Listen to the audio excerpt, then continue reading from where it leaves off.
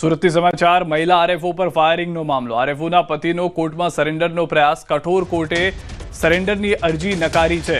હાલમાં કોર્ટ પરિસરમાં પોલીસે કરી હતી અટકાયત। કોર્ટના આદેશ બાદ કસ્ટડીમાં લઈ જવાયો છે। ઘટના બાદ ફરાર હતો નિકુંજ ગોસ્વામી। નિકુંજ ગોસ્વામી આરટીઓ ઇન્સ્પેક્ટર છે કે જે ફરાર હતો। કઠોર કોર્ટે હાલમાં આ સમગ્ર ઘટનાને લઈને જે માહિતી મેળવી હતી ને ત્યારબાદ અરજીને ફગાવી દીધી હતી। કોર્ટના આદેશ બાદ કસ્ટડીમાં પણ લઈ લેવામાં આવ્યો છે આરટીઓ ઇન્સ્પેક્ટરને। વધુ માહિતી ન્યૂઝ 18 સંવાદદાતા કીર્તેશ પાસે મેળવીશું। કીર્તેશ, જે એક હચમચાવનારી ઘટના ઘટી હતી, પુત્રી ગાડીમાં હતી, માતાએ તેની સામે ફાયરિંગ કર્યું ને આપઘાત કર્યો, આ તમામ ઘટના બાદ પોલીસની શું દલીલો હતી, શું પોલીસના વકીલ તરફથી કહેવામાં આવ્યું ને શું કોર્ટનો નિર્ણય છે? બિલકુલ, મહિલા આરએફઓ તરીકે કામ કરતી સોનલ સોલંકી પોતાની નોકરી ઉપર જ્યારે પોતાની દીકરી સાથે ગાડીમાં જઈ રહી હતી ત્યારે તેના પર ફાયરિંગની ઘટના બની હતી।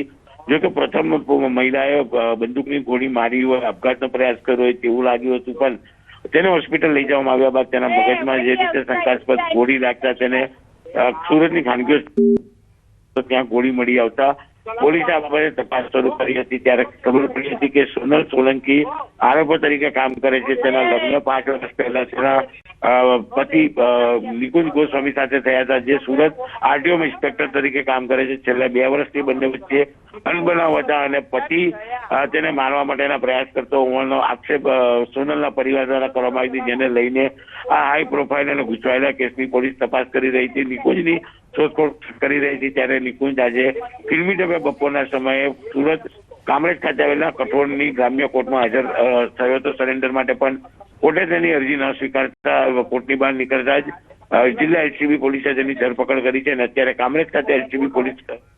જી કીર્તેશ, આભાર સમગ્ર માહિતી બદલ। ગાંધીનગરમાં મુખ્યમંત્રીની અધ્યક્ષતામાં કેબિનેટ બેઠક યોજાઈ છે। પ્રવક્તા મંત્રી જીતુ વાઘાણીનું કેબિનેટ બેઠક બાદ નિવેદન। કમોસમી વરસાદમાં નુકસાન બાદ ખેડૂતોને બેઠો કરવાનું કામ સરકારે કર્યું। સરકાર ખેડૂતો માટે ઐતિહાસિક સહાય પેકેજ જાહેર કર્યું। ખૂબ ઝડપથી જીઆર કરવાની શરૂઆત કરી છે। ટેકાના ભાવે મગફળી ખરીદવાનું કામ પૂરજોશમાં। અત્યાર સુધી 14,000થી વધુ મેટ્રિક ટન મગફળીની ખરીદી થઈ। લગભગ 10,000 કરોડનું પેકેજની સાથે સાથે 15,000 કરોડની ખરીદી પણ રાજ્યની સરકારે એ એમએસપી પ્રાઇસથી શરૂ કરી છે। અત્યાર સુધી 14,824 મેટ્રિક ટન મગફળી 6,392 ખેડૂતો પાસેથી લગભગ 108 કરોડ રૂપિયાની ખરીદી એ અમારા સેન્ટરો ઉપર અત્યાર સુધીનો જે મને આંકડો મળ્યો છે એ પ્રમાણે ખરીદી થઈ છે અને ખેડૂતોને એસએમએસ વગેરે જઈ રહ્યું છે। કેબિનેટમાં પ્રધાનમંત્રી મોદીના ગુજરાત પ્રવાસની ચર્ચા કરાઈ। મંત્રી જીતુ વાઘાણીએ પ્રધાનમંત્રીના પ્રવાસ અંગે માહિતી આપી। પ્રધાનમંત્રી 15 નવેમ્બરે આવશે ગુજરાત પ્રવાસે। બિરસા મુંડાની જન્મ જયંતિની ઉજવણીમાં જોડાશે। 15 નવેમ્બર ગૌરવ દિનની ઉજવણી થશે। 8400 કરોડથી વધુના પ્રોજેક્ટનું લોકાર્પણ અને ખાતમુહૂર્ત કરશે। માનનીય મોદી સાહેબ 15 નવેમ્બરે આ ગૌરવ દિવસ તરીકે ઉજવી રહ્યા છે, ત્યારે બિરસા મુંડાની 150મી જન્મ જયંતિ જનજાતિ ગૌરવ વર્ષની ભવ્ય ઉજવણી એમની પ્રેરણાથી થવાની છે। રાજકોટથી સમાચાર। વરસાદથી ખેડૂતોને નુકસાનનો મામલો। રાજકોટ જિલ્લા બેંકનો મહત્વનો નિર્ણય। બેંક દ્વારા ખાસ કૃષિ લોન યોજના જાહેર કરાઈ। 1 વર્ષ માટે 0% વ્યાજે લોનની જાહેરાત। હેક્ટર દીઠ 12,500ની લોન અપાશે। વધુમાં વધુ 65,000ની લોન ખેડૂતોને અપાશે। હેક્ટરે 12,500 અને વધુમાં વધુ 65,000 રૂપિયા સુધીની કૃષિ લોન 0%, 1 પણ રૂપિયો વ્યાજ લીધા વગર 1 વર્ષની મુદત માટે આપવાનો આજે બેંકે નિર્ણય કર્યો છે, એની જાહેરાત કરું છું। ઉત્તર પ્રદેશના સીએમ યોગી એસઓયુની મુલાકાતે વડોદરાથી એસઓયુ જવા રવાના થયા। CM Yogi by road Kevadia જવા રવાના થયા છે। સીએમ યોગીની મુલાકાતને પગલે સુરક્ષામાં વધારો। રોડ પર ગોઠવાયો છે ચાપતો બંદોબસ્ત। આપ હાલમાં દ્રશ્યોમાં પણ જોઈ રહ્યા છો। યોગી આદિત્યનાથ આવી પહોંચ્યા અને ત્યારબાદ મુખ્યમંત્રી સીધા જ બાય રોડ કેવડિયા જવા માટે રવાના થયા હતા। સુરક્ષામાં કોઈ ચૂક ન રહી જાય તેનું પણ પૂરેપૂરું ધ્યાન રાખવામાં આવી રહ્યું છે। અરવલ્લીથી સમાચાર। મેઘરજમાં ફૂડ વિભાગની કાર્યવાહી। જોધપુર સ્વીટ માર્ટને 50,000નો દંડ। ફરસાણમાં સિન્થેટિક કલર મળતા કાર્યવાહી। નિવાસી અધિક કલેક્ટરે ફટકાર્યો દંડ। લેબ ટેસ્ટમાં સેમ્પલ સબસ્ટાન્ડર્ડ જાહેર થયા હોવાની જાણકારી મળી રહી છે।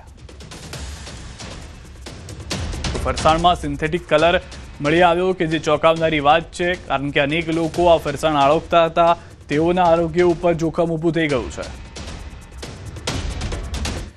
પંચમહાલની હાલોલ નગરપાલિકામાં સરકારી જમીન પર કરાયેલા ગેરકાયદેસર બાંધકામ તોડી પડાયા. હાલોલના જાંબુડી ગામે આવેલી સરકારી જમીન પર 45થી વધુ દુકાનો બાંધી ગેરકાયદેસર બાંધકામ કરાયું. જિલ્લા કલેક્ટર અને વહીવટી તંત્રએ જમીનનો સર્વે કરી દબાણ દૂર કરવા આદેશ કર્યો. જે જમીન ઉપર અનધિકૃત બાંધકામ હોય એને દૂર કરવા જણાવેલ હતું. તેના અનુસંધાને નગરપાલિકા દ્વારા આ જે બાંધકામો છે એને દૂર કરવામાં આવી રહેલ છે. ગીર સોમનાથથી સમાચાર. એક સાથે 10 સિંહની લટાર. ધોળા દિવસે સિંહ પરિવારનો રોડ પર લટાર. સાસણ જૂનાગઢ રોડ પરનો વિડીયો હોવાની ચર્ચા. રાહદારીએ સિંહ પરિવારની લટાર કેમેરામાં કેદ કરી. વિડીયો સોશિયલ મીડિયામાં વાયરલ થયો હોવાની જાણકારી મળી રહી છે. સાસણ જૂનાગઢ રોડ પરનો આ વિડીયો હોવાની ચર્ચા છે, જે હાલમાં વિડીયો વાયરલ થઈ રહ્યો છે. રાહદારી જ્યાંથી પસાર થઈ રહ્યા હતા તેઓએ તુરંત જ આ ઘટનાને જોઈ તેઓ પણ ચોંકી ગયા. બાદમાં પોતાના મોબાઈલની અંદર આ સમગ્ર ઘટનાને કેદ કરી લીધી હતી. વિડીયો હાલમાં સમગ્ર પંથકમાં વાયરલ થઈ રહ્યો છે. એક સાથે 10 સિંહ દિવસના સમયે જોવા મળે એ પણ તમામ લોકોની અવરજવર વચ્ચે તે પણ એક ચોંકાવનારી વાત છે. તો મોડાસાના શ્યામપુર ગામની સીમમાં દીપડો દેખાયો છે. શ્યામપુર વિસ્તારના ખેતરમાં દેખાયો છે દીપડો. ખેતરમાં રહેલા ખેડૂતોએ લીધો છે વિડીયો. પંથકમાં દીપડાની વસ્તી વધુ હોય ખેડૂતો માટે જોખમ ઊભું થઈ રહ્યું છે. ખેડૂતોને ઘણી વખત રાત્રિ સમયે પાણી વાળવા જવાનો વારો આવતો હોય છે. રાત્રિ સમયે પોતાના પાકને જંગલી જાનવરથી બચાવવાના પ્રયાસ થતા હોય છે, પરંતુ એ દરમિયાન પણ દીપડાનું જોખમ તેઓના જીવ ઉપર રહેલું છે. સામાન્ય રીતે પરિવારના જે લોકો, મજૂર જે લોકો ખેતરમાં રહેતા હોય છે, તેઓ ઉપર પણ દીપડાને લઈને ડર જોવા મળી રહ્યો છે. છોટાઉદેપુરથી સમાચાર. બોડેલીમાં આખલાએ મચાવ્યો આતંક. બિરસા મુંડાની જન્મ જયંતિની ઉજવણીની ઘટના. સભા સ્થળે મંડપ નજીક 2 આંખલા બાખડ્યા છે. મંત્રીના સ્ટેજ નજીક આંખલા પહોંચી ગયા. આંખલા બાખડતા તંત્રના શ્વાસ અદ્ધર થઈ ગયા. 15 મિનિટ સુધી આંખલા બાખડ્યા હતા.